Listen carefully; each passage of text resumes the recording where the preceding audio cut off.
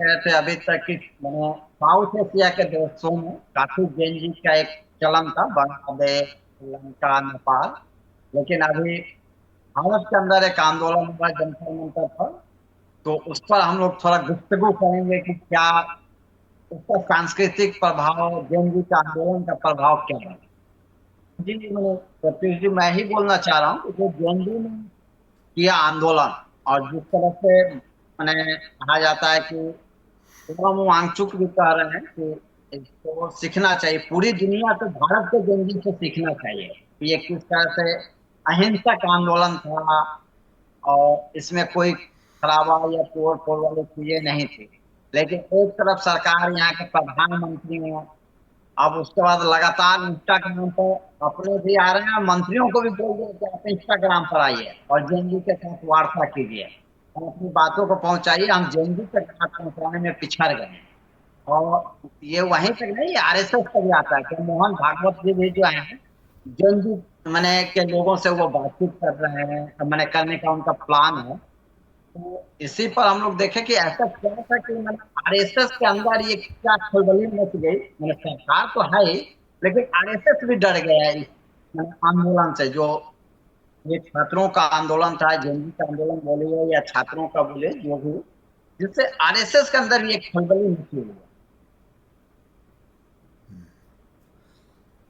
हाँ, मतलब खलबली तो सब जगह मची है। मैं तो समझता हूँ कि खलबली सब जगह मची है, क्योंकि हम भी अभी ये आंदोलन के रूप में अभी तक ये लग रहा था, मतलब अभी तक क्या ये आंदोलन मुख्यतः सरकार के खिलाफ थी।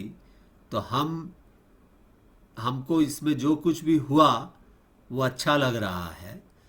पर ये मुझे लगता है कि अ, हमें ये अच्छा लग रहा है, पर इसका जो तेवर था उसको समझने की जो ज़रूरत है, और ये तेवर को किस रूप में संगठित ये अपने आप को करेगा, और हमारे जो जो पुराने जो राजनीतिक स्वरूप रहे हैं, चीज़ों को करने का ढंग रहा है, उसके साथ ये कितना मेल खाएगा।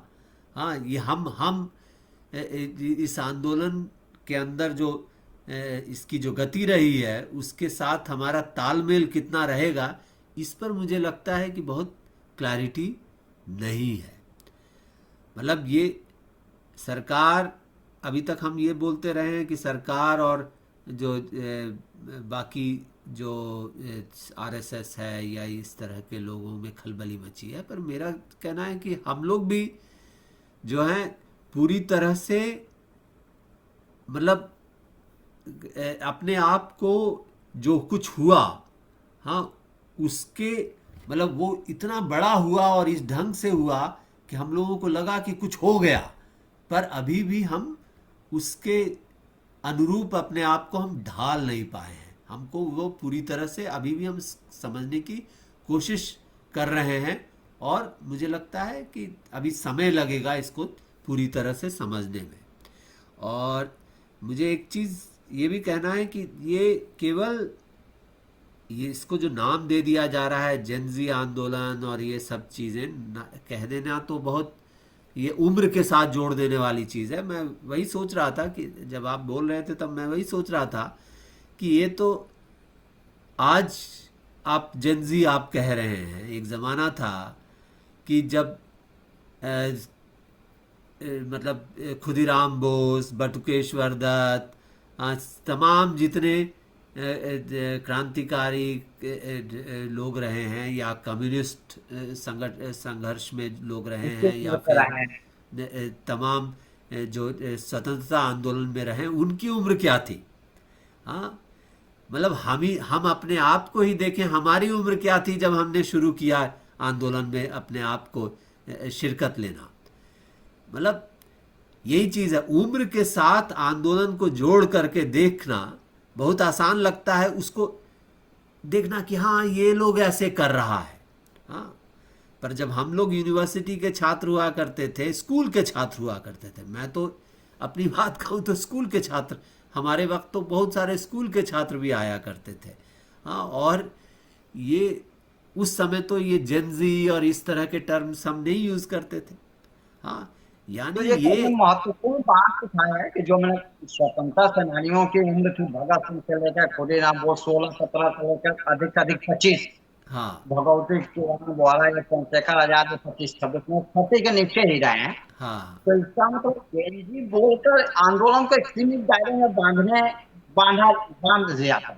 हाँ, हाँ, हाँ। और उसको बाकी संघर्ष संघर्ष के जो बाकी मतलब जो आज जो सामाजिक संघर्ष चल रहा है, उससे उसको काट करके देखने की आदत बन गई है। कि मतलब उसके कुछ ही दिन पहले ये जो घटना हुई, उससे कुछ ही दिन पहले इतने ही उम्र के लोगों ने नोएडा मजदूरों। और गुड़गांव के इलाके में, हाँ, आखिरकार वो मजदूर भी, मुझे नहीं लगता कि कोई 25 साल से ऊपर के ज़्यादातर, मतलब अधिकांश मजदूर जो थे वो 20 और 25 के बीच वाले ही मजदूर थे। तो उसको आप क्या कहेंगे? मतलब ये उम्र के साथ आंदोलन को जोड़ करके देखना और उसके बाद कह देना कि ये नौजवानों का जोश था और इसी तक इसको सीमित रखना, क्या क्या मतलब एक तरह से मुझे लगता है कि इससे न तो हम आंदोलन को समझ पाएंगे और न आज जो समाज में सामाजिक जो प्रक्रियाएं चल रही हैं जिसके कारण आंदोलन पैदा हो रहे हैं उसको हम समझ पाएंगे। तो मतलब ये चीज़ मुझे लगता है बहुत महत्वपूर्ण है। इसको जेनजी और उसकी भाषा, जहाँ तक भाषा का सवाल है, जैसे मैं भाषा की भी बात हम करें, तो आखिरकार भाषा तो हर समय, अगर मतलब केवल बात करने की भाषा नहीं, पर जिस तरह से अपने आप को आंदोलन में नौजवानों ने शिरकत लिया, हाँ, अगर हम देखें तो ये तो हर समय नौजवानों का जो तेवर होता है वो अपने ढंग से, क्यों, वो अपनी भाषा, जो अपनी संस्कृति इधर उधर से जहाँ से उठ के वो आए हैं, वो सारी चीज़ें उसमें आती हैं। तो और इससे पूरी संस्कृति को नहीं काट करके ये जेनजी की संस्कृति है और इसी तक हम इसी ढंग से इसको समझ सकते हैं। मुझे लगता है कि ये थोड़ा थोड़ा मतलब मेरी समझ है कि ये थोड़ा बहुत एक तरह से काट करके देखने की ये जो हमारी हैबिट रही है। समाज के एक वर्ग का लड़ाई बना, समाज के एक हिस्से की लड़ाई बताना कि एक समाज के एक हिस्से की लड़ाई है, बाकी को हाँ, तो हाँ। नहीं। और तो सामाजिक इसी पर नीलोत्पल कैसे देखते हैं इस आंदोलन को? मैंने काफी महत्वपूर्ण बात है कि यही जेएनजी नहीं, हम स्वतंत्रता आंदोलन से लेकर तमाम लड़ाइयां देखें तो यही नहीं होता है जिसमें आप लड़ सकते हैं। आपका उधर उमंग होता है, कोई भी आता है इसी उम्र के आसपास। अभी जो भी राजनेता हैं जो छात्र जीवन से आए हैं, यही 18-19 से उन्होंने शुरू किया और 25 तक उन्होंने आंदोलन किया, उसके बाद आगे नेता बने, कुछ ब्यूरोक्रेट बने, लेकिन यही एज होती है जहाँ लगता है। तो नीलोत्पल जी, आप भी अपने इस पर बात रखिए। हम्म, देखिए, वैसे तो बात जो प्रत्यूष ने रखी, आपने रखी, उसी में मैं ऐड करूंगा जो प्रत्यूष ने कहा भी। ये जो एक तो जेंजी जो है, पूरा जो टर्म कॉइन किया गया है, ये मार्केटिंग कंपनी द्वारा किया गया है।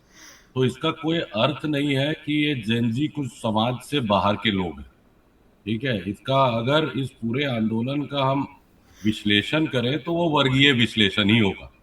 और जो अभी थोड़ी देर पहले प्रत्युष ने आजादी के आंदोलन के समय की बात की, मैं तो कहूंगा 1970 में जब नक्सलबाड़ी हुआ, उसमें भी आप देखेंगे जो अधिकतर नेता थे या जो लड़ाई कर रहे थे, वो सब यूनिवर्सिटी के ही छात्र थे। और जितने, चाहे वो विनोद मिश्रा से लेके जितने भी लोग थे, वो सब जादवपुर यूनिवर्सिटी और अलग अलग यूनिवर्सिटी से निकले। और पूरा जो नक्सलबाड़ी का आंदोलन की शुरुआती दौर में और बाद तक में वो नौजवान उसका एक अहम हिस्सा रहे। तो ये ऐसा नहीं है कि ये जो जेनजी करके कुछ नया टर्म आ गया है, ये कोई बियॉन्ड क्लास है, मतलब वर्ग से बाहर की बात। और सही बात है, जो नोएडा में लड़ रहे थे उसको आप मजदूर कहेंगे, उसको जेनजी नहीं कहेंगे, हालांकि वो जेनजी के ही पैमाने में आते होंगे। उनकी अगर आप तस्वीर देखिए तो 25-30 के सब अंदर ही होंगे। सवाल ये है कि जो भाषा है, ये भाषा को या जेनजी बोलकर उस आंदोलन की सामाजिक, राजनीतिक और आर्थिक पूरी जो पूरा बैकग्राउंड है, उसको आप अलग कर देते हैं और उसको उसका फोकस आप डाइवर्ट कर देते हैं। तो वो बड़े राजनीतिक या आर्थिक आंदोलन का हिस्सा ना होकर वह हिस्सा हो जाता है एक अलग तरीके की चीज का, चाहे वो नेपाल का ले लीजिए या बांग्लादेश का या कहीं और का। वो अंत में तो राजनीतिक संघर्ष ही था, राजनीतिक ही आंदोलन था। और ये मीडिया कंपनी और जो लोग हैं उनको ये अच्छा लग सकता है क्योंकि जेनजी कुछ अतरंगी सा एक टर्म है जो मार्केटिंग के लिए बड़ा कारगर है, लेकिन हमारे लिए अगर हम उसके पॉलिटिकल इकोनॉमी का विश्लेषण करें तो मुझे नहीं लगता ये आंदोलन कुछ अलग था या पुराने आंदोलनों से अलग था। जो प्रत्युष ने कहा कि पहले भी यूनिवर्सिटी और स्कूल के छात्र आते थे, ऑब्वियसली हर आंदोलन में आप देखें, मतलब इतिहास को उठा लें या अभी के दौर के आंदोलन में, युवा तो उसका एक तरह से इंजन होता है रिवोल्ट का। तो इसको जेनजी कह के इसका सेपरेशन करना, मुझे लगता है कि ये गलत होगा। और हम लोग जो वर्गीय विश्लेषण करना चाहते हैं उसमें भी ये टर्म जेनजी आके वो वर्गीय विश्लेषण को कहीं ना कहीं कमजोर करता है और एक ऐसा, मतलब एक सिनेरियो पैदा करता है जिसमें लगता है कि ये आंदोलन कहीं बाहर का है, वो समाज के अंदर से उभरे असंतोष का मामला ना हो करके वो किसी बाहरी तत्व या बाहरी कुछ आकांक्षाएं थी जिसके कारण ये प्रस्फुटित हुआ। नहीं, और बहुत तो हमें आपने इसे बहुत बहुत, हाँ, अच्छी बात मुझे लगता है नीलोत्पल ने जोड़ी है कि देखिए, मतलब मैं इसमें जोड़ रहा हूँ कि ये इंस्टाग्राम के साथ इसको जोड़ देना, रील के साथ जोड़ देना, गालियों के साथ जोड़ देना, और उसके बाद आप उसके तहत जो सरकार नीति बनाती है, मतलब मैनेजमेंट, मतलब सरकार ही नहीं, मतलब अपोजिशन पार्टियां भी अब नीति बनाएंगी कि इन लोगों को अट्रैक्ट करने के लिए अब हम मोदी साहब ने इंस्टाग्राम शुरू कर दिया। तो अब ये जो मैनेजमेंट का, जो पॉलिटिकल मैनेजमेंट का तरीका है, उसके लिए ये अच्छा है। हाँ, मतलब कि उसको, उसके जो मेन इशू से उसको अलग करके, उम्र के साथ जोड़ करके उसके तेवर को अब मोबिलाइज करने की कोशिश, हाँ, उसकी उसकी आकांक्षाओं को एक जो अलग तरह की सांस्कृतिक जो तेवर होती है उसको अलग से जोड़ने की कोशिश, ये पूरी, मतलब पूरे हद तक अगर आप ध्यान दीजिए तो ये मैनेजमेंट के लिए, ये शायद ये भाषा जेनजी की जेनजी जो है कुछ करता है, जेनजी की सोच अलग होती है, जेनजी अलग तरह से तकनीकों का इस्तेमाल करता है। तो ये सब बोल करके बेसिकली आप मैनेजमेंट, जो पॉलिटिकल मैनेजमेंट होता है और जो स्टेट द्वारा मैनेजमेंट किया जाता है, तो वो उसके लिए एक वेपन, मतलब कॉन्सेप्ट जो है, कॉन्सेप्ट एक वेपनाइज्ड कॉन्सेप्ट आप यूज कर रहे हैं। उससे ज़्यादा मुझे नहीं लगता कि इसका कोई खास हाँ, अर्थ ये है। जो कॉन्सेप्ट का जो वेपनाइजेशन है ना, ये रूलिंग क्लास के लिए जरूरी है। लेकिन प्रॉब्लम तब होता है जब वो ताकतें जो सामाजिक आर्थिक बदलाव की राजनीति करती हैं वो भी अपने आप को इसी मैनेजमेंट में डाल देती हैं। अब आपने बिल्कुल सही कहा, वो इंस्टाग्राम, फेसबुक, ऑब्वियसली हर जनरेशन के पास नई टेक्नोलॉजी होती है। मैं तो ये भी मानता हूँ आज के टाइम में सोशल मीडिया था, आज से 70 साल पहले चले जाइए तो मीडिया था, अखबार निकालते थे, भगत सिंह अखबार में आर्टिकल लिखते थे। नक्सल आंदोलन की शुरुआत में कितने बढ़िया बढ़िया कविता, आर्टिकल सब लिखे, अखबारें छपे। तो उस टाइम मीडिया था। आज सोच, आज से 50 साल बाद जो अलग टाइप का इंटरनेट या इससे बियॉन्ड जब चीज आएगी तो वो जनरेशन जो होगा, वो पता नहीं क्या नाम देंगे, वो जनरेशन उसे यूज करेगा। तो ये कहना कि इंस्टाग्राम था इसलिए ये हुआ, ये भी मुझे कहीं ना कहीं बहुत हास्यास्पद लगता है, खास करके उनके लिए जो अ, वामपंथी राजनीति और वर्गीय विश्लेषण से जुड़े हुए लोग।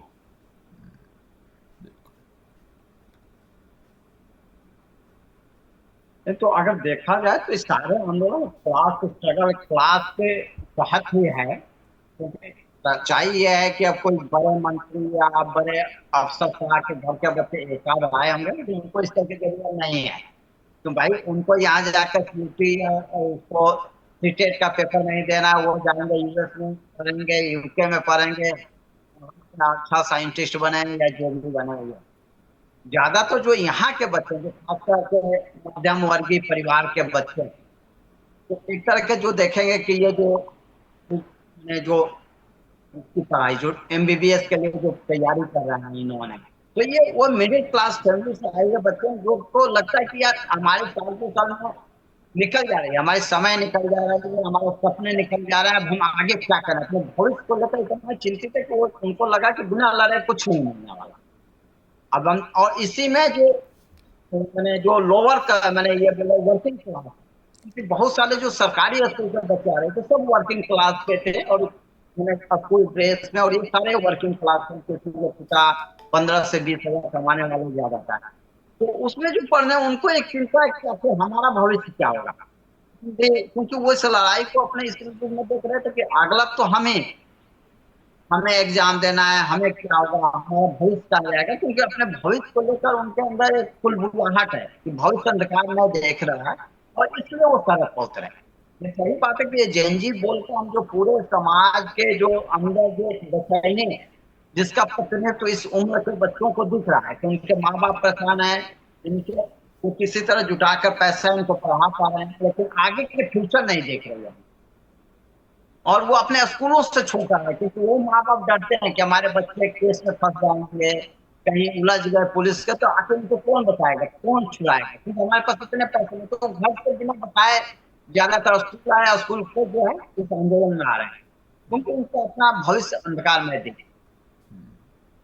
बिल्कुल। और नहीं, और एक और चीज़ जो आपने जब बोला तो मुझे एक और चीज़ ध्यान आया कि ये एक और, जिस तरह से जनजी शब्द से लोगों ने इसको जोड़ दिया। देखिए, नीट, उसी तरह से नीट जो है, नीट की परीक्षा के संदर्भ में जो धांधली हुई, उसके संदर्भ में ये आंदोलन अवश्य उभरा, ठीक है।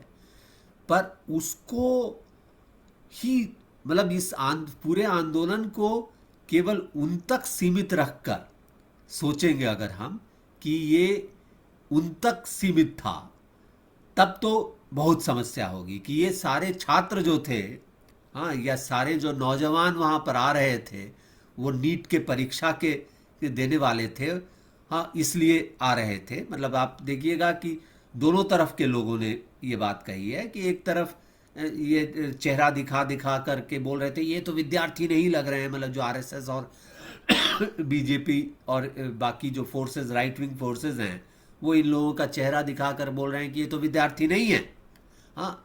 और उसी तरह से बाकी लोग दिखाने की कोशिश कर रहे हैं कि ये विद्यार्थी आंदोलन है। एक तरह से मुझे लगता है कि समाज में, जो निरुत्पल बोल रहे थे, समाज में जो व्यापक स्तर पर जो एक तरह की मतलब कि केवल अपने भविष्य को लेकर नहीं, कि जो समाज किस रूप में एक विघटित होता हुआ दिख रहा है, और लोग जो हैं कहीं ना कहीं अब नए ढंग से अपने आप को जोड़ने की कोशिश कर रहे हैं, नए तरह से एक, मतलब एक समझ रहे हैं कि जो हमारी स्थिति है वो दूसरों की स्थिति भी है, हाँ, और उसके कारण एक दूसरे के साथ जुड़ रहे हैं। मुझे लगता है कि आंदोलन को, मतलब एक चीज, एक डिमांड या एक चीज तक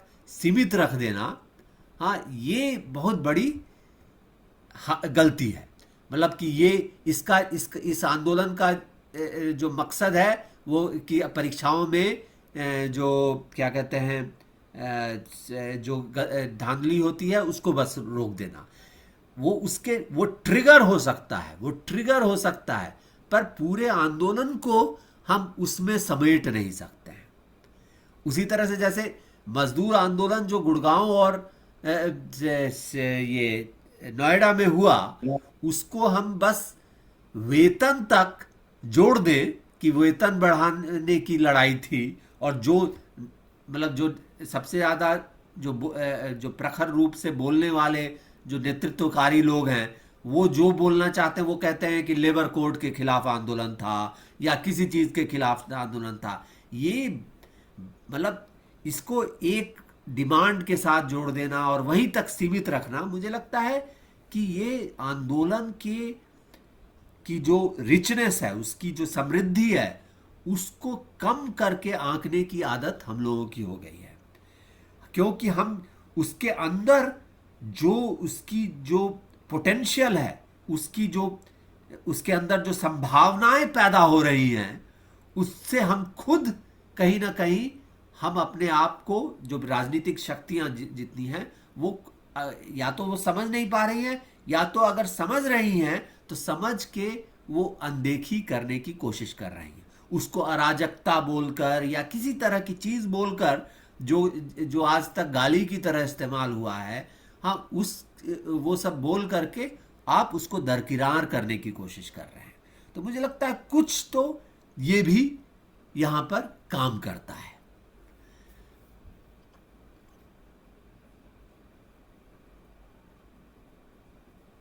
नीलोत्पल, आप बोलिए। हाँ, देखिए, जो प्रत्युष बोल रहे थे ना, उसी में मैं जोड़ रहा हूँ। ये जो नीट की बात हुई कि नीट के पेपर लीक होता है या जेईई का सवाल, पेपर लीक और पढ़ाई से ज्यादा मुझे जो लगता है वो है कम होते हुए जॉब के साधन।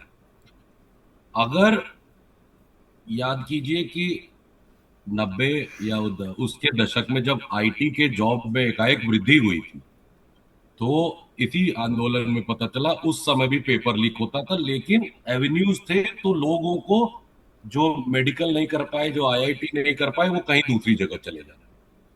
अभी का जो वक्त है, जो दौर है, उसमें जो लोग सभी को दिख रहा है प्रिकैरिटी का, वो दौर है जहां पर अब रोजगार के साधन कम होते जा रहे हैं। तो छोटी सी छोटी घटना भी इस बात पर मतलब उसको बढ़ जाती है, ये कि नीट के पेपर लीक हुए। नीट का पेपर लीक होना एक सिम्टम हो सकता है, लेकिन वो जो रोग है वो नहीं था।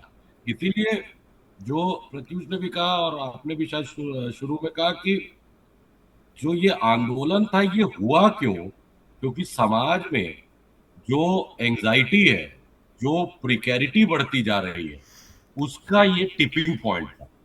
यूथ सारे, ये बात सही है कि जो वहां पे जितने भी युवा थे वो सारे डॉक्टर या जेईई बनने नहीं गए, लेकिन वहां वो सभी को ये लग रहा है कि उनका जो भविष्य है, उनका फ्यूचर जो है, वो डार्क में है। वो भविष्य में जो रोजगार के साधन कम होते जा रहे हैं, जो आपको नौकरियां खत्म होते जा रही हैं, इन सब का आधार बना ये आंदोलन। अब इसकी सामाजिकता और इसका राजनीतिक अर्थशास्त्र हमें समझना पड़ेगा। ये जो बोला कि बोले प्रत्युष की वहां पे लोगों को बोल दिया आरएसएस वाला, देखो ये स्टूडेंट है, ये तो आरएसएस के हिसाब से स्टूडेंट होता है जो 25 साल तक पढ़े, उसके बाद किताब को कबाड़ी के घर भेज दे और वो बाकी सारे काम करे। इसीलिए इनको ये नहीं पता कि अगर आप पीएचडी करेंगे या उससे आगे की पढ़ाई करेंगे तो आप 30-35 साल तक पढ़ सकते हैं, जिससे इनको दुख होता है। इनके लिए बेसिकली पढ़ाई का मतलब होता है पढ़ के तुरंत कोई नौकरी कर लेना, उसके आगे पढ़ाई की कोई इनको जरूरत नहीं। तो ऑब्वियसली आपको लगेगा कि ये स्टूडेंट नहीं है, ये तो 40 साल का है, ये 35 साल का है, वो तो अलग बात है, उस पर तो हम खैर ज्यादा विचार नहीं कर सकते। तो मुझे ये लगता है ये नीट और जेईई तक इसको केवल रोक कर नहीं देखना चाहिए। ये देखना चाहिए कि ये कम होते रोजगार के अवसर, आर्थिक जो असमानता है। अब देखिए, जेंजी की एक ही बात, एक चीज और मैं बोलूंगा कि जेंजी में जो धनाढ्य घर के बच्चे हैं वो भी जेंजी के हैं, और जो नौकरी पेशा वाले घर के बच्चे हैं वो भी जेनजी हैं, और जो मजदूर का बच्चा है और किसान का वो भी जेनजी। तो क्या तीनों जो बच्चे हैं उनकी सोच एक ही होगी? तो होगी नहीं। तो ये जेनजी वगैरह बोलकर या इसको केवल नीट की परीक्षा तक रोक कर ये मैनेज करने का एक तरीका हो सकता है, लेकिन आंदोलन के स्वरूप और जो सामाजिक असंतोष है उस पर फिर हम नहीं जा पाएंगे, और ना हमारे वो समझ का हिस्सा बन पाएंगे। तो बात यह है, इसमें काफी महत्वपूर्ण बातें हैं। तो एक तो एज को लेकर जिस तरह से बांधा जा रहा है किसी भी आंदोलन को, तो ये जेएनजी का आंदोलन है। दूसरी बात के जब मजदूर करते हैं तो उसको मजदूर का आंदोलन बोल दिया जाता है, किसान है तो उसको किसान। तो इस सारी आंदोलनों को कैसे हम, क्योंकि देखिए लगातार ये एक पर एक आंदोलन होती गई, की आंदोलन हो, ये नाची हो, या वर्किंग क्लास का मजदूरों का आंदोलन हो, या ये मैंने कहा काफी चेंजी, लेकिन ये पूरे बांट कर देखा जाता है। लेकिन आप देखेंगे इसमें उतारने वाले लगभग एक क्लास के लोग, मैंने जो किसान परिवार से आए, उसी के इर्द गिर्द या उसके परिवार के लड़के फैक्ट्री में होंगे, उसी के परिवार के बच्चे अभी पढ़ रहे होंगे जो इस समय रोड पर आए। तो इसको कैसे हम एक सूत्र में बांधे ताकि हम ये पूरे आंदोलन को एक साथ चला, ये बहुत जरूरी है। क्योंकि अलग अलग बांध का जो पूंजीपति समाजवाद भी चाहता है, आप आंदोलन कीजिए लेकिन बच कर कीजिए, जाति के नाम पर कीजिए, धर्म के नाम पर अपने। जैसे मैंने देखा इस बार वो निकला था रमजान का जो जुलूस, उसको भी बहुत धूमधाम से जो है पुलिस पूरा सुरक्षा में संसद मार्ग कनाट में से उसको निकाला गया, धार्मिक जुलूस। लेकिन ऐसे बोला जाता है कि मुसलमानों की पिटाई हो रही है, कुछ नहीं कर सकते। तो इसको कैसे अनुमति दी जाती है? मतलब छावन यात्रा भी निकलेगा, इस तरफ शिक्षा भी होगा, इस तरफ हिंदू राष्ट्र भी बनेगा, तो सारी चीजों को बांटता है। तो इसको कैसे हम एक सूत्र में पिरोएं कि जो भी आंदोलन है वो एक सूत्र में पिरोएगा और एक क्लास ओरिएंटेशन में चला रहेगा। ऐसा ना हो कि सारे बदलाव के बाद में श्रीलंका और बांग्लादेश और नेपाल बने। नहीं, और आपकी बात सही है। तो ये टुकड़े टुकड़े में देखने से मुझे लगता है कि जो राजनीतिक जो मैनेजमेंट है, हाँ, उसके लिए आसान हो जाता है चीज़ों को।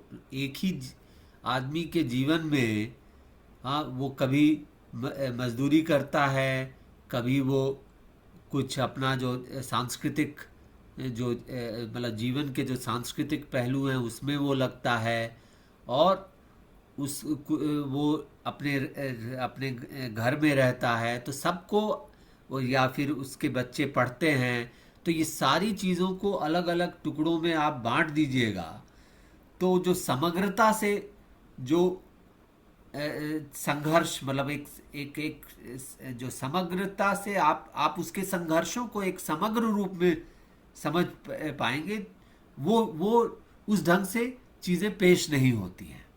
तो मेरी समझ है कि ये जो टुकड़े टुकड़े में देखने की आदत, ये केवल मतलब ये मुझे लगता है कि व्यवस्था इस रूप में ये आदत पैदा करती है, और ये आदत वामपंथी आंदोलन में भी ये बहुत बड़ा रोल प्ले किया है।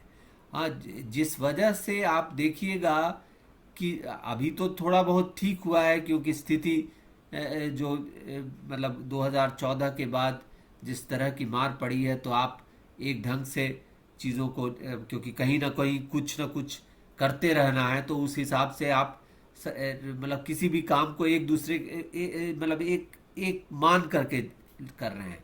पर एक ज़माना था जब झुग्गी झोपड़ी की लड़ाई अगर लड़ेंगे तो उसको मजदूरी की लड़ाई से काट करके देखेंगे। हाँ, जब आप शिक्षा की लड़ाई लड़ेंगे तो जो मजदूर के मतलब जो मजदूर वर्ग के जो आंदोलन है उसके अंदर जो शिक्षा के जो पहलू हैं उससे उसको काट करके देखेंगे। तो एक तरह का एक बन चुका है, जिस ढंग से समाज हमको देखने को मजबूर करती है, चीज़ों को टुकड़े टुकड़े में देखने की आदत दिलवाती है, और वो हमारी राजनीति पर भी असर करता है। तो इसी कारण से हम, जैसे मैं आप अपने ही एक अनुभव से, क्योंकि आज हम लोग ज़्यादा अनुभव के आधार पर ही हम बात कर रहे हैं, अब मैं अपने ही अनुभव से आपको बता सकता हूँ कि आप देखिए, तमाम वामपंथी जो दल हैं उनकी अपनी नौजवान शाखाएं हैं, नौजवान संगठन हैं। अब क्या पैमाना है कि वो जब वो नौजवान संगठन बनाते हैं तो वो क्यों बनाते हैं नौजवान संगठन? तो मैं एक नौजवान संगठन, एक क्रांतिकारी पार्टी है, उसके नौजवान संगठन का पार्ट था। तो मैंने सवाल उठाया एक बार कि आखिरकार ये जो नौजवान के जुझारू, नौजवान को उसके जुझारूपन से आप हम जोड़ते हैं, तो ये जुझारूपन आता कहाँ से है? क्या ये जुझारूपन उसके अंदर है और बस हम उस जुझारूपन का इस्तेमाल करना चाहते हैं अपने क्रांतिकारी इस चीज़ के लिए, या हम बात करते हैं कि मतलब मजदूर वर्ग का वो जो नौजवान है उसके जुझारूपन की बात करते हैं? मतलब आप जो नौजवान संगठन बना रहे हैं तो किसके, मतलब किन के लिए आप नौजवान संगठन बना रहे हैं? आखिरकार जो मुद्दे भी आप उठाएंगे, बेरोजगारी के मुद्दे उठाएंगे, जैसे ही आप बेरोजगारी के मुद्दे उठाएंगे तो वो तो मजदूर आंदोलन का हिस्सा होगा। तो उसके नौजवानपन से उसको आप उस तरह से उसको केंद्र में रखने से आप एक तरह से जो बाकी जो उसका जो मजदूर वर्ग के अंदर होने का जो अर्थ है वो उसको आप गायब कर देते हैं। तो मेरी समझ है ये जो टुकड़े टुकड़े, उसी तरह से छात्र आंदोलन को तो हम मान कर चले थे। मुझे लगता है ये चीज अभी रिसेंटली मजबूरी में हमने बदला है। एक जमाना था जेएनयू में या कहीं भी हम छात्र आंदोलन की बात करते थे तो उसका अर्थ ये होता था कि हम यहां से जो पढ़े लिखे नौजवानों को हम निकालेंगे और जाके कहीं और संघर्ष में उनको डालेंगे। आज हम बात करते हैं कि छात्रों को, क्योंकि अब शिक्षा पर ही विपत्ति आई हुई है तो अब हम बात करते हैं कि ये सब सवाल, कैंपस के सवाल, ये तमाम सवाल हमारे केंद्र में आ जाते हैं। हमने ये कभी नहीं देखा कि छात्र जीवन भी जो है वो मजदूर वर्ग के जो सामूहिक जीवन है उसका हिस्सा है। अब ये हो सकता है कि कोई छात्र जो है एक बुर्जुआ वर्ग से आता हो या किसी और वर्ग से आता हो, पर हम जो छात्र यानी शिक्षा और छात्र जीवन को हम कैसे देखते हैं, उसका मजदूर वर्गीय, उसके प्रति जो मजदूर वर्गीय रुख होगा वो क्या होगा, हाँ, इस पर हम उतना सोचते नहीं है।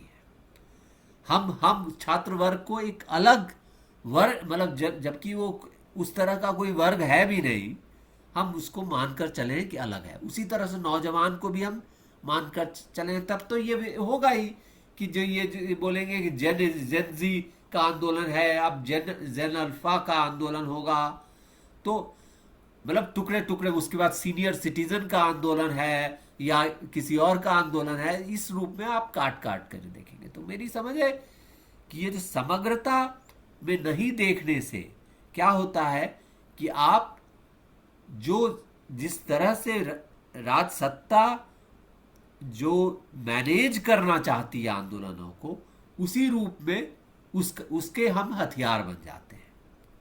मतलब हमारा भी जो मोबिलाइजेशन है वो उसी ढंग का रोल प्ले करने लगता है।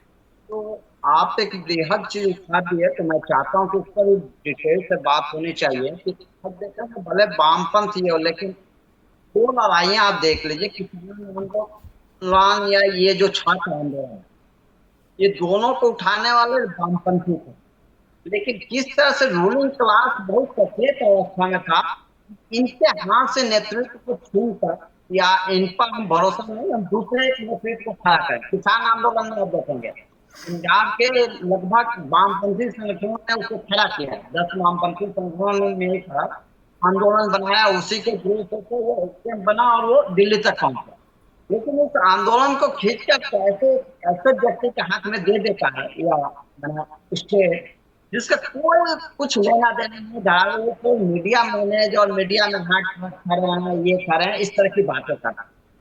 या जो आप ये आंदोलन जो शुरू हुआ, जो पेपर लीक से शुरू हुआ, अब देखिए पेपर लीक का हमेशा मुद्दा जो है वामपंथी छात्र आंदोलन में उठाया, या ये जो जंतर मंतर पर जो आंदोलन चला, इसका भी मेन देखिए, अब आईसा, एसएफआई या केवाईए या जिसा छात्र, ये सभी वहां लगे और उन्होंने चलाया उस आंदोलन को, लेकिन इससे बहुत सचेत रूप से उनको पार्ट कर रखा कि नहीं यार। और खासकर उस आयोजक मंडल भी नहीं चाहता था कि लेफ्ट को मतलब यहाँ हाथ में दिखे या लेफ्ट में नाम आए।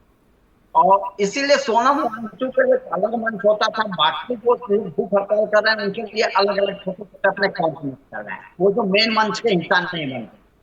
लेकिन पूरे आंदोलन देखिए आप किस तरह से पाल है कि लेफ्ट के हाथ में वो नहीं होते कि आंदोलन ही नहीं ठीकता। 20 तारीख तक ये आंदोलन ही नहीं चलता। तो ये बहुत सचेत तरीके से ये हुआ। लेकिन लेफ्ट के आपसी जो गुटबाजी है, वो किस तरह से लोगों को पूरा मैंने वहां पे भी लेफ्ट संगठन में रहे, लेकिन आपस में भी उनका बहुत मुझको मैंने हो सकता हो, लेकिन मुझे को तालमेल नहीं दिखता। सब अपने अपने कैंप, अपने अपने झंडे बैनर एक साथ वो खड़े रहते थे। इसलिए जो उनके नारे थे, इनकलाब जिंदाबाद, पूंजीवाद मुर्दाबाद, साम्राज्यवाद मुर्दाबाद, बजट कितना हो तो बजट का दफा हो, ये बहुत हो गया।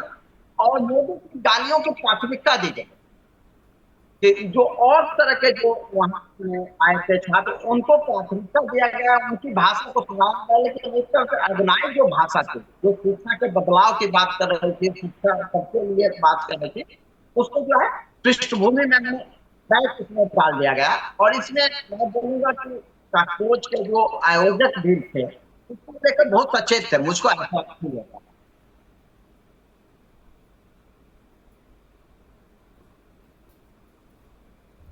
नहीं, मतलब नीलोत्पल आप बोलना चाहेंगे? नहीं, मतलब बोलना तो आप बोल दीजिए। देखिए, जो रही बात लेफ्ट की, तो हम पिछले काफी दिनों से देख रहे हैं, मतलब काफी दिनों, क्या वर्षों से। और मैं एक कड़ा शब्द यूज करना चाहूंगा कि लेफ्ट का काम हो गया है दरी बिछाना। ये हमारे बहुत सारे वामपंथी दोस्तों को अच्छा नहीं लगेगा ये शब्द, लेकिन उनकी अगर आप राजनीति देखिए तो अ, जो जब से ये खास करके भारत में ये जो संयुक्त मोर्चा का एक अजीब सा डेफिनेशन हुआ है, जिसमें लेफ्ट किसी न किसी बुर्जुआ पार्टी का पिछलग्गू बन जाता है।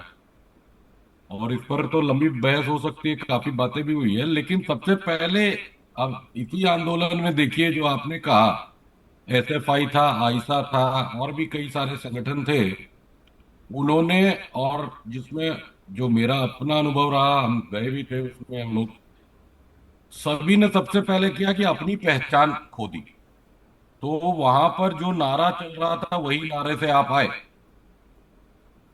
आपने अपना नारा नहीं दिया, आपने वहां पे काम किया किया कि जो आ, ये जो कॉकरोच जनता पार्टी और जो संगठन थे, उनके मंच को पहले तो उसमें दरी बिछाई, फिर अपना मंच बनाया जब आपको दिया नहीं। जब बात यह है कि जब वो देखिए, जब वो कॉकरोच जनता पार्टी वाला गया मिलने इससे, मिनिस्टर से, तो किसी भी लेफ्ट संगठन के सदस्य को लेके नहीं गया, है ना। बताया भी नहीं, लेकर नहीं गया, बताया भी नहीं कि बात करने जा हाँ, रहे हैं। बताया भी नहीं होगा, वो बिल्कुल बात है, बताया भी नहीं होगा।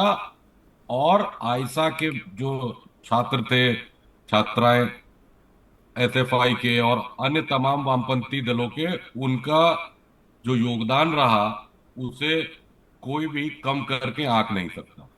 तो वामपंथ जिस हिसाब से काम कर रहा है इस देश में पिछलग्गू बनाने का, और खास करके आप देखिए कि वामपंथ, बढ़िया बढ़िया जो वामपंथी युवा होते हैं, वो बाद में कांग्रेस चले जाते हैं या किसी और पार्टी ज्वाइन कर लेते हैं, क्योंकि वामपंथ की जो पूरी राजनीति हो गई है, वो अपनी राजनीतिक पहचान छोड़कर दूसरी किसी पार्टी के पिछलग्गू बनेगा। अगर लेनिन की भाषा बोले तो टेलिज्म का ये सबसे, मतलब निम्नतम दौर है।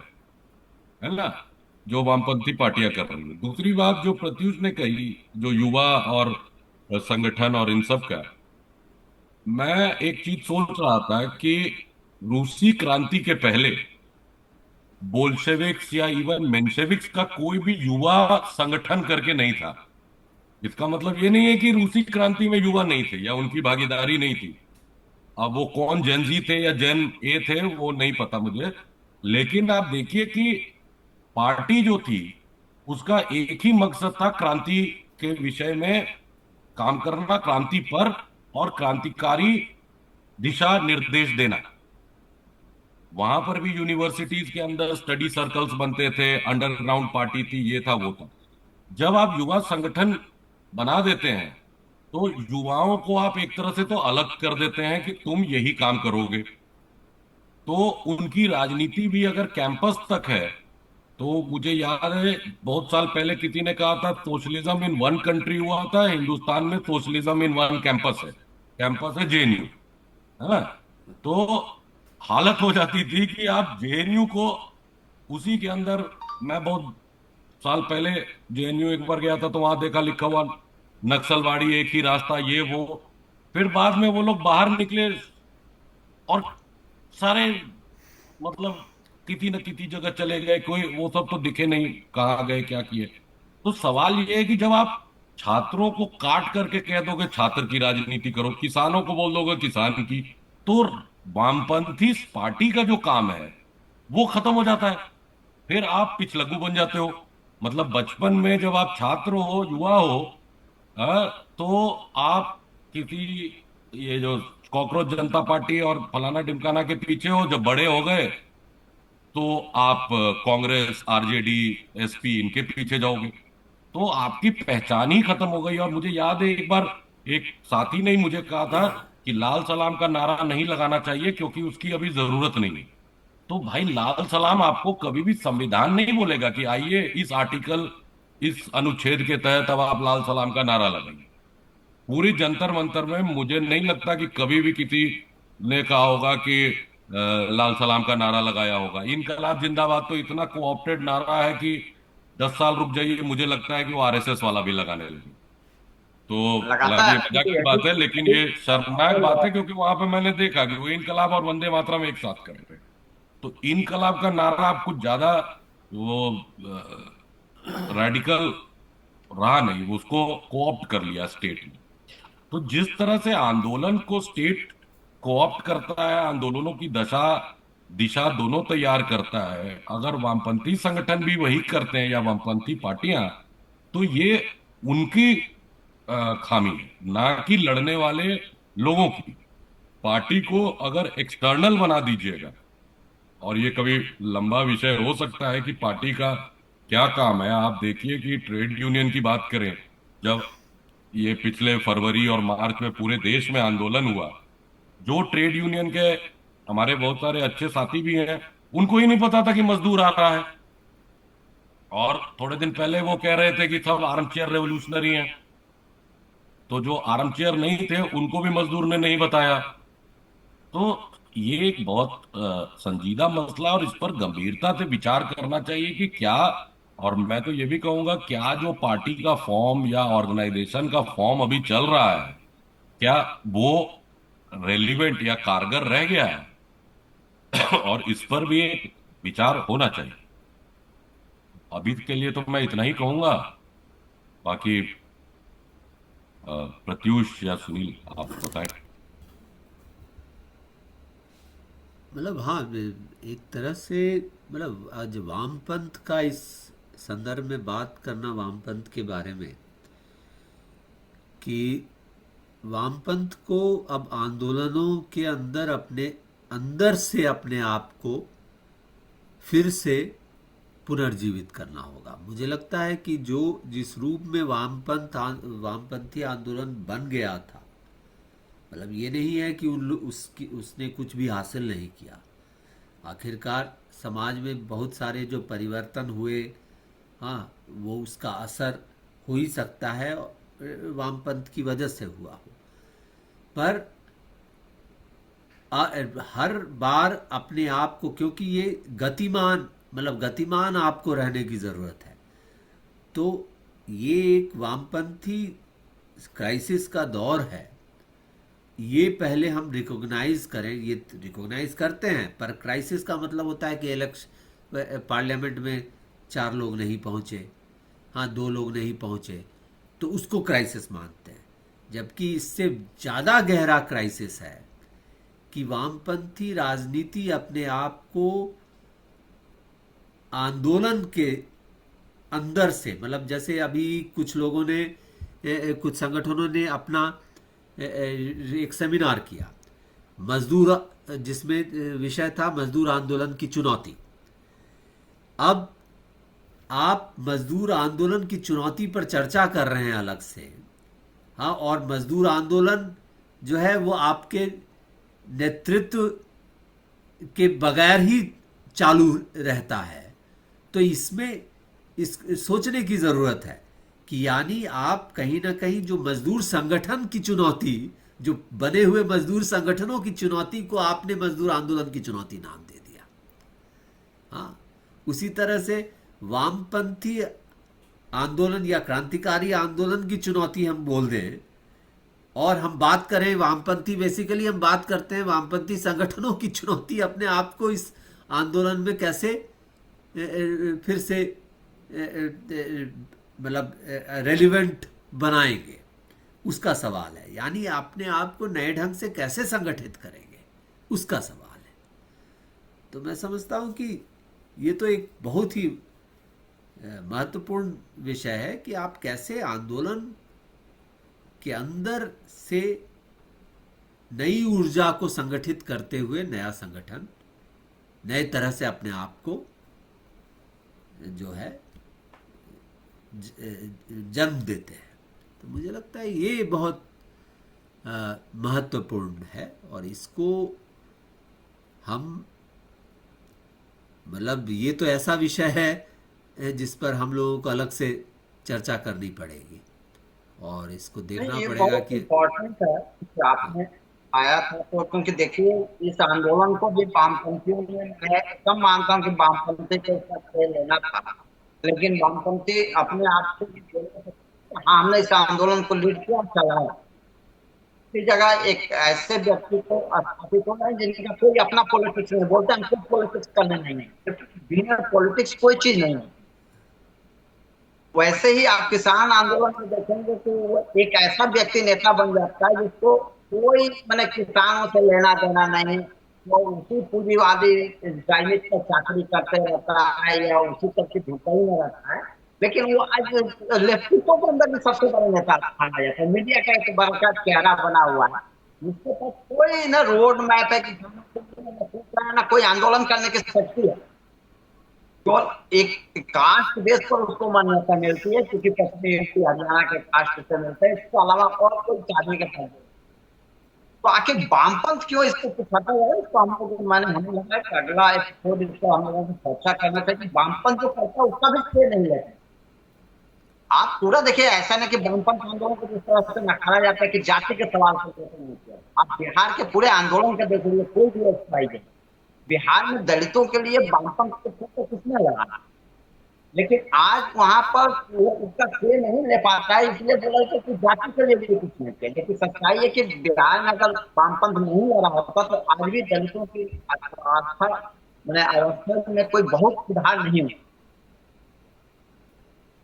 हाँ ये है, पर एक चीज जैसे ये आपने जो ये सीजेपी वाले पर, मुझे लगता है कि मैं थोड़ा इसको अलग ढंग से, ये जो आंदोलन चला इसमें वामपंथ की जो भूमिका रही, वामपंथी छात्र संगठनों की जो भूमिका रही, देखिए अब वो ये बात पूछने, हम उनसे पूछ ही सकते हैं कि ये आप लोगों ने इस मतलब अगर अगर सचमुच आइसा और जो बाकी संगठन जो उसमें शामिल था, आइसा, एसएफआई और केवाईएस जैसे संगठन जो शुरुआत से ही सक्रिय थे, मुझे लगता है कि वो उनका हो सकता है ये टैक्टिकल रीज़न भी रहा हो कि वो वहाँ पर मौजूद रहे, पर उस तरह से अपने आप को कि वही मंच संभाल रहे हैं, उस रूप में अपने आप को रखने की कोशिश न किए हो, ये भी एक संभावना है। ये क्योंकि जिस रूप में वामपंथ को बार बार प्रोजेक्ट किया जाता है, तो उससे उनकी भी ज़रूरत है कि ऐसे लोगों के साथ, मतलब इस तरह का जो नेतृत्व था, चाहे वो दिप के हो या कोई हो, हाँ, इन लोगों की ज़रूरत दूसरे ढंग से है कि वो कहीं ना कहीं एक दिखाते हैं कि ऐसे चेहरे हैं, हाँ, जिसको पहले से ही जिस पर ठप्पा नहीं दिया हुआ है। तो अब ये, मतलब मैं उसको डिफेंड नहीं कर रहा, पर मैं ये कहूँगा कि हो ही सकता है वो टैक्टिकली भी इस तरह से सोच रहे हो। मैं इसलिए थोड़ा इससे आप वो नहीं रखता, क्योंकि सभी देखिए अगर ये होता तो अपना बड़े बड़े होर्डिंग और बैनर और इसका जरूरत नहीं होती, हाँ जबकि वहां तो बोर्ड लगी। तो हाँ तो सब, वामपंथ के अंदर जो आपस में एक दूसरे को नीचा दिखाने की है, हाँ वो सबसे बड़ी प्रॉब्लम है। मेरी तो लगता है कि हम बीएसपी से जाकर हाथ मिला लेंगे, प्रेसिडेंट से हाथ मिला देंगे, जय जय जय जय बोल लेंगे, लेकिन लाल सलाम बोलने वाले एक तरह उनको, उसमें उनका टकरार है कि कौन बड़ा, हम बड़ा कि हम बड़ा, उसमें टकरार है। और ये वहां दिख भी रहा था साफ साफ प्ले कार्ड में, किसका प्ले कार्ड सबसे बड़ा होगा। मैंने अभी मैंने कहीं केवाईएस जैसे संगठन, अभी जो नया ही संगठन बोला जाएगा, ऐसा है सफाई के तुलना में बहुत मैंने मजबूत संगठन भी उतना नहीं है, और एक मैंने दिल्ली बेस्ड एक संगठन है, लेकिन उसमें वो या दिशा से लेकर जो भी कोई तो बहुत फर्क है। ऐसा नहीं था कि वो दिखाने से नहीं थे, लेकिन ये जो आपस में मिलकर वोट ये थी, उसकी जगह है कि आप बीजेपी को ज्यादा महत्व देते हैं। आप एक विचारधारा जो उन्होंने बोला है नेपाल है कि वामपंथ कुछ लघु बन जाता है, बीजेपी का कुछ लघु बन सकता है। वो एक वोट में जो यूपी के किसान के पीछे पड़ सकते हैं, बाकी किसान लेफ्ट आंदोलन, लेकिन आपस में उनकी जो खींचा करना वो सबसे ज्यादा आई। तो पिछले में किसी भी मैंने जो वो सीजेपी के पीछे वो जा सकता है, एक जो किसान आंदोलन है उसके पीछे सभी पंजाब के किसान आंदोलन लग सकते हैं, लेकिन सभी को मंच उसको देता है, लेकिन आपस में नहीं देता। तो ये सबसे कमजोरी मुझे लगती है। वो ऐसा नहीं है कि श्रेय लेने में कमी है, श्रेय ले नहीं पाते हैं क्योंकि आपकी खिंचता है, और इन्होंने खूब कोशिश की लेकिन वो चीज तो नहीं कर पाए, क्योंकि एक दूसरे को नीचा दिखाने वाली ये हो सकता है, पर दूसरी तरफ एक और है कि वो कॉन्फिडेंस, देखिए, हो सकता है। ये है, ये बताइए जो होर्डिंग है, प्ले कार्ड जो है बड़े बड़े, वो क्या वो कर तो सकते हैं? ठीक है, ठीक है, क्योंकि साइन बोर्ड, वो पार्टियां होती हैं, संगठन होते हैं, तो उस कारण से वो, जब अलग अलग नाम है ही, तो उस तरह से वो प्रचार करेंगे ही। उसमें मैं मतलब उस पे हम लोग उतना क्यों हम जाएं कि कौन कितना उसके प्रचार करता है। पर मैं, मुझे लगता है कि उससे भी ज़्यादा ये हमको समझने की ज़रूरत है कि हो ही सकता है कि कॉन्फिडेंस वो नहीं है संगठनों में, कि हम जो नेतृत्वकारी भूमिका हम इस तरह के आंदोलन की हम कर पाएंगे। और हो ही सकता है कि अभी हम, मतलब ये सारे संगठन सीखने की भी कोशिश कर रहे हो कि अब मतलब किस तरह से हम लड़ेंगे और किस तरह से चीज़ों को करेंगे, वो उनके अंदर भी ये चल रहा हो। मुझे लगता है कि हमको ये पर्टिकुलर संगठनों पर इतना जोर न देकर हमको एक मतलब ब्रॉडली बात करने की ज़रूरत है। की बात नहीं है, वाम विचारधारा की मैं बात कर रहा हूँ। आप देखिए आरएसएस के बड़े लीडर अभी एबीपी के संबोधन में उसने बोला कि लेफ्ट वालों का हाथ है। हाँ, ये लेफ्ट का ये था कि बिना नाम लिया हम कैसे चीजों से लेते हैं। तो आपका जो दुश्मन वर्ग है वो आपको चिन्हित कर रहा है, स्टेट को जानबूझ के नाम नहीं ले रहा है कि ये लेफ्ट इसमें थे, क्योंकि लेफ्ट को वो दिखाना चाहता है टुकड़े टुकड़े जमीन करूँ मैं, अर्बन नक्सल करूँ मैं, इस तरह के आंदोलन से वो आपको काटता है। कोई भी बड़े आंदोलन में लेफ्ट का चेहरा वो नहीं दिखाता। फर्जी नेता कहीं भी किसान संगठन भी करता है या इस तरह से वो आपको नाम नहीं लेना चाहता, लेफ्ट को रखना चाहता है, ये है कि जान।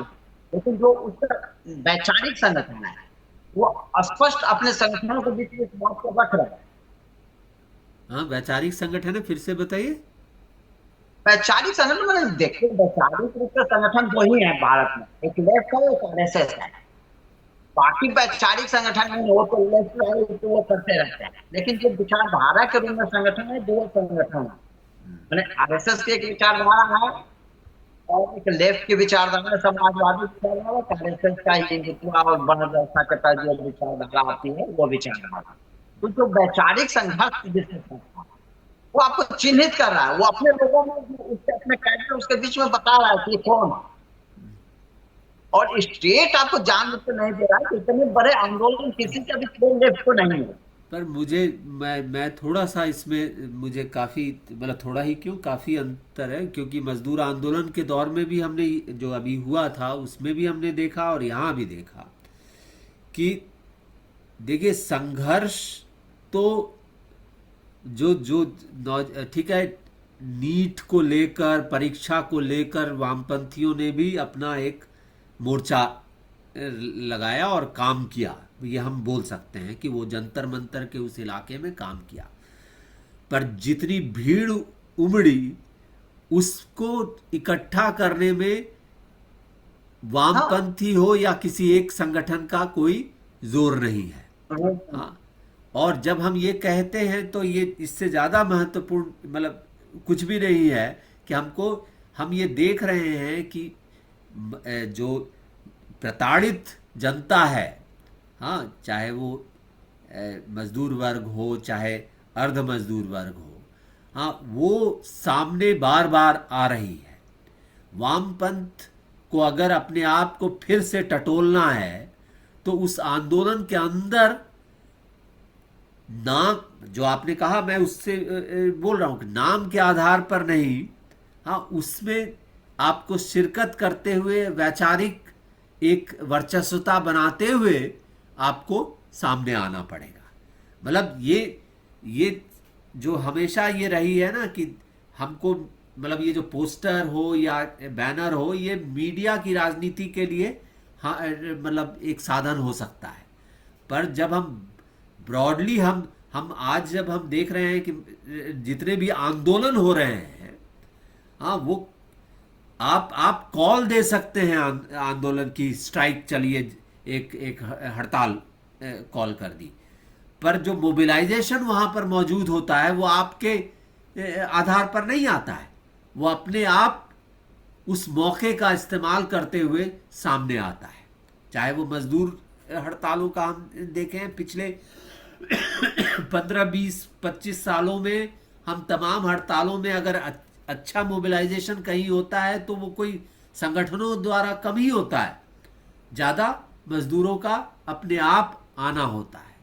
तो मैं समझता हूं कि इस पर हमें जोर देने की ज़रूरत है और इसमें अपने आप को वामपंथ कैसे कायम करे इस आंदोलन में, इस पर हमें बात करने की ज़रूरत है।